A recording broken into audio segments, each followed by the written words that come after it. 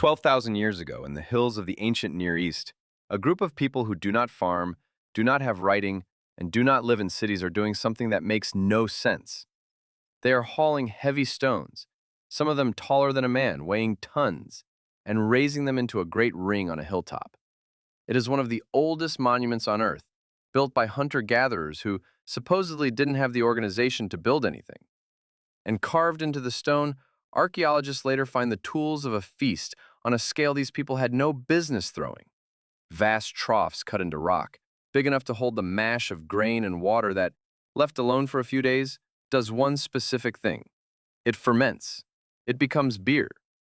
Before they had farms, before they had kings, before they had the written word, it looks like these people gathered in their hundreds to haul stone and to drink.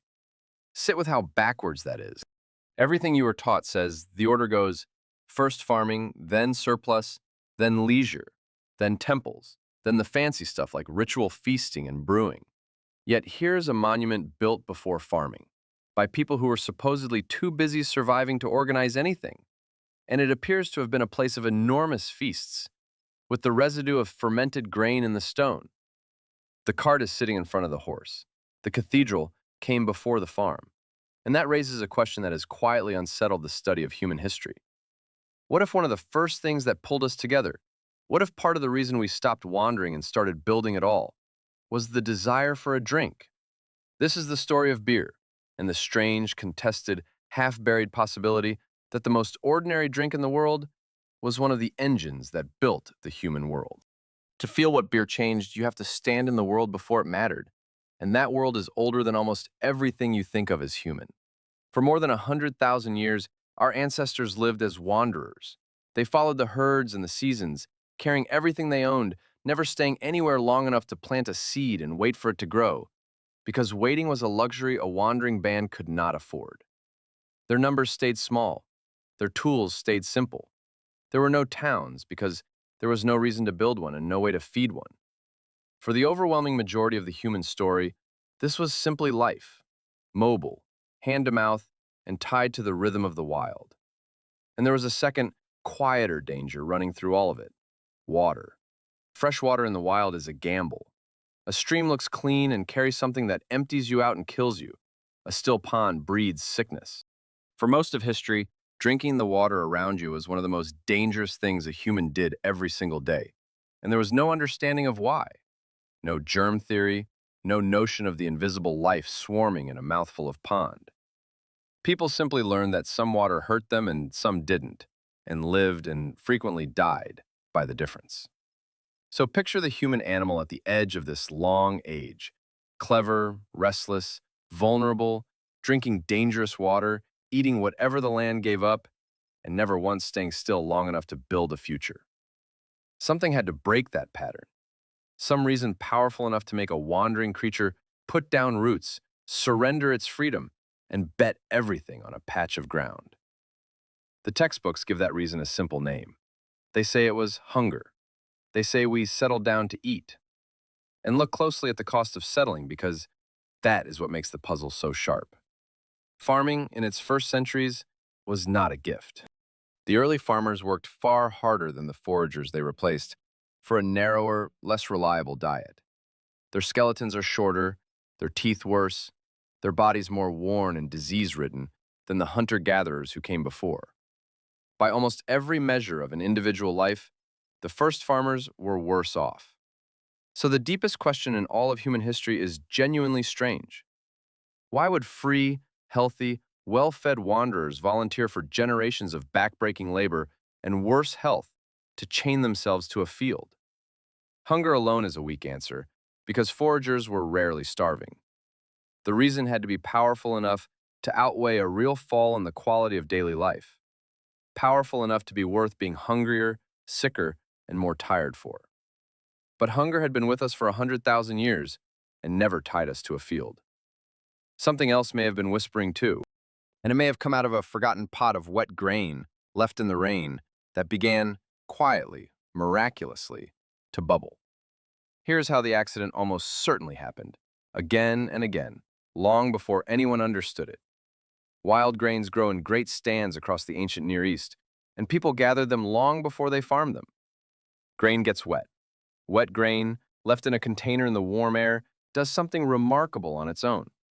Wild yeasts drift in, settle on the sugary mash, and begin to eat. They breathe out two things as they feed: bubbles of gas and alcohol. No one invented this. The world did it for us. Somewhere, some hungry person came back to a pot of soured, fizzing grain water, was desperate or curious enough to drink it instead of throwing it out, and felt something no sober human had ever felt from a meal: a warm, loosening, head-tilting lightness. The first beer was not brewed. It was found, and it would have seemed like magic, because to those people it was magic. A dull porridge transformed itself untouched into a liquid that changed how you felt, how you talked, how brave or warm or close to the gods you seemed. Across the ancient world, fermentation was treated as a divine act. Beer was a gift from a goddess, brewed in temples, poured in rituals, woven into the oldest religion we can find. The very first recipe we can read, written down by the Sumerians thousands of years later, is not a list of instructions. It is a hymn, a song of praise to the goddess of beer. People did not think they had discovered a chemical process. They thought they had been handed a miracle. That hymn is worth pausing on, because it tells you exactly how these people felt about the drink. It praises a brewing goddess and describes the making of beer as a sacred wonder: the grain, the vat, the bubbling, the pouring, in the tone you would use for a divine act of creation, and it ends with the image of beer making the heart glad. This is humanity's oldest surviving recipe, and it is also a prayer. Think about what that means.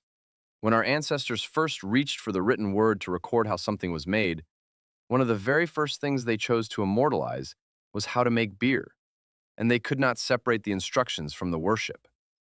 The how-to and the holy were the same document. No civilization writes a hymn to something trivial. Now layer in the thing that made that miracle matter for survival, not just for joy. To make beer, you boil or at least mix and ferment your grain in water. And the process, by happy accident, makes the water safe. The fermentation crowds out the things that make you sick. The alcohol, mild as it was, helped hold danger at bay. A people who drank their grain instead of just eating it were, without knowing a word of biology, drinking something far less likely to kill them than the stream. In a world where water was a daily gamble, beer was insurance you could taste. For thousands of years, a weak, soupy, low-strength beer was not the thing you drank to get drunk. It was the thing you drank to live. Safe hydration, real calories, and a little warmth, all in one cup, for everyone from the child to the laborer to the king. And then comes the possibility that turns a nice drink into a turning point in the human story.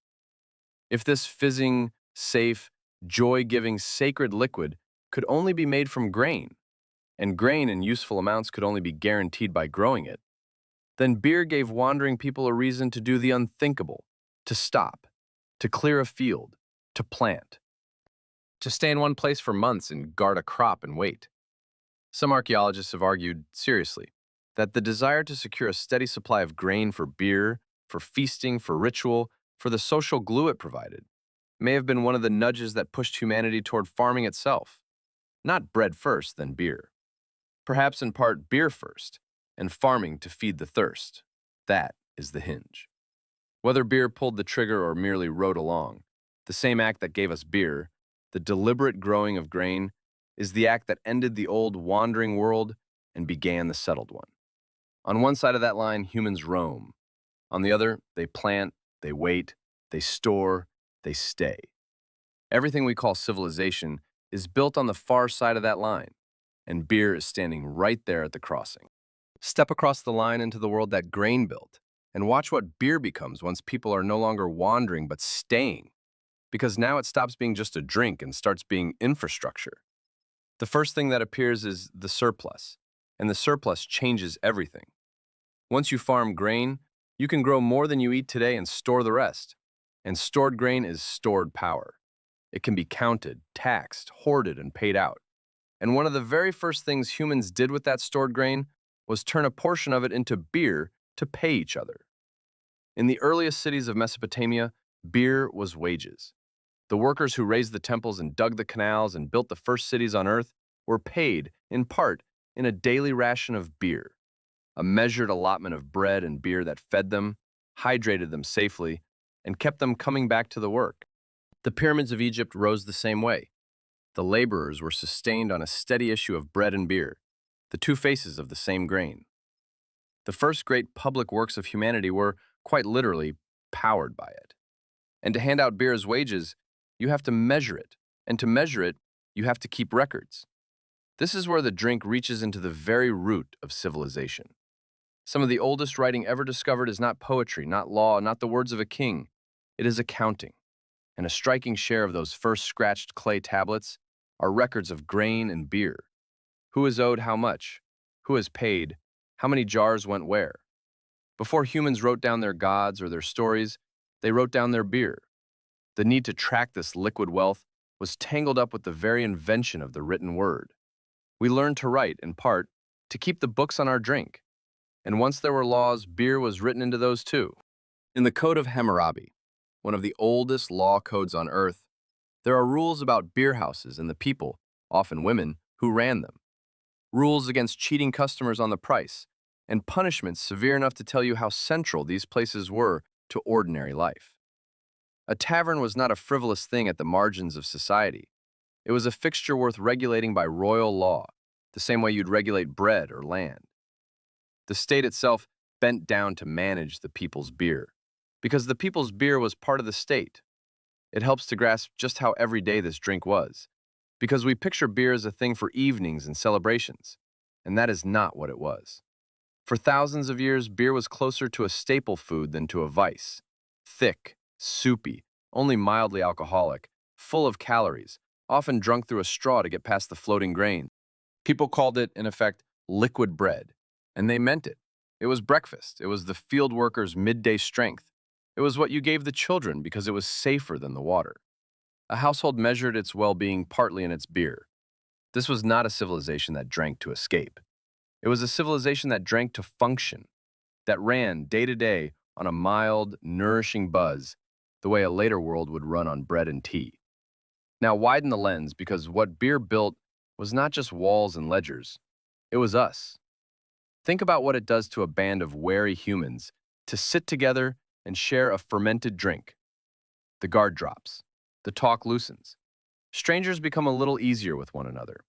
A deal gets struck, a marriage agreed, a peace sealed, a grievance softened. For a social ape trying for the first time in history to live crammed together by the thousands in a city full of people it is not related to, that loosening was not a luxury. It was a social technology. Beer became the lubricant of human cooperation. The thing you drank to mark a contract, to honor a god, to bury the dead, to welcome a guest, to turn a crowd of strangers into something that could, for an evening, feel like one people. We did not just build cities and then drink in them. The drinking may have been part of what made living that close together bearable at all. So by the time the first kings are carving their names into stone, beer is everywhere in the machinery of the new world. It is the wage that pays the worker, the offering that pleases the god, the reason the records get kept, and the social glue that holds the unrelated crowd together. It is not a treat at the edge of civilization. It is woven through the load-bearing center of it. And whoever controlled the grain controlled the beer, which means beer sat close to power from the very start. The temples and palaces that stored the grain were also, in effect, the great breweries. And to hold the granary was to hold the thing that fed the workers, paid the laborers, and supplied the festivals that kept a restless population content. Rulers understood this in their bones. A king who could throw a great feast, who could open the storehouses and let the beer flow at a festival, was a king who could buy loyalty and display power in a language every subject understood without being told. The public feast, paid for from the royal grain, became one of the oldest tools of statecraft on earth. Bread and beer handed down from above, binding the crowd to the throne. Long before there were coins or constitutions, there was a ruler standing over a storehouse of grain, and the quiet knowledge that the drink it became was a leash and a reward at once. But honesty is the thing that separates a real history from a flattering one. So here is the uncomfortable other half. The grand claim that a craving for beer literally caused farming is not proven, and many archaeologists doubt it. The honest verdict is messier and, in a way, more interesting. Beer and farming and cities grew up tangled together, each feeding the others, and we cannot cleanly say which came first. Beer probably wasn't the single switch that turned on civilization, but it was unmistakably there at the founding, in the feasts that gathered the first builders, in the surplus that fed the first cities, in the wages that paid the first workers, in the records that birthed the first writing, in the rituals that bound the first strangers into a people. You do not have to believe beer built civilization to see that civilization was, from its first breath, soaked in it. And the deepest part of the story is that none of it ever stopped. The thread runs unbroken from that hilltop 12,000 years ago straight to tonight. The drink itself barely changed in spirit. A little grain, a little water, a little wild magic, and a group of humans gathered around it letting their guard down. When you raise a glass with friends at the end of a hard week, you are not doing something new. You are performing one of the oldest human rituals there is, the same act in its bones that an exhausted temple worker performed in Uruk 5,000 years ago, that a hunter-gatherer performed at a feast before farming even existed. The setting changed. The need did not. We still drink to mark the milestone, to seal the friendship, to soften the grief, to feel, for one evening, like part of something larger than ourselves. That is the real meaning of the title, and it lands more gently than beer built civilization. Beer didn't have to build civilization single-handedly to matter this much. It only had to be there at every threshold we ever crossed. Safe water when the stream would kill us, calories when we were hungry, wages when we worked, a reason to write, and a reason to gather, and to keep being there faithfully for 12,000 years, every time human beings needed to turn a collection of separate, anxious individuals into something that felt, for a while, like a community. We think we invented civilization and then, as a reward, invented beer to celebrate it. The buried truth may be the other way around. The pot of wet grain that started to bubble was already waiting for us at the very beginning, and we have been gathering around it, raising it, and becoming a little more human together over it every day since. So the next time you lift one, look at it for a second before you drink. You are holding the oldest party on earth, the one that never ended. It helped gather the people who built the first wall, kept the books that became the first writing, and paid the hands that raised the first city. And it is still doing the only job it ever really had, which is to sit in the middle of a circle of people and quietly turn them into friends. Next time on Everyday Empires, a handful of dried bark worth its weight in silver that launched fleets, toppled monopolies, and rewrote the map of the world. Also, a kingdom could make its food taste of somewhere far away. Spice.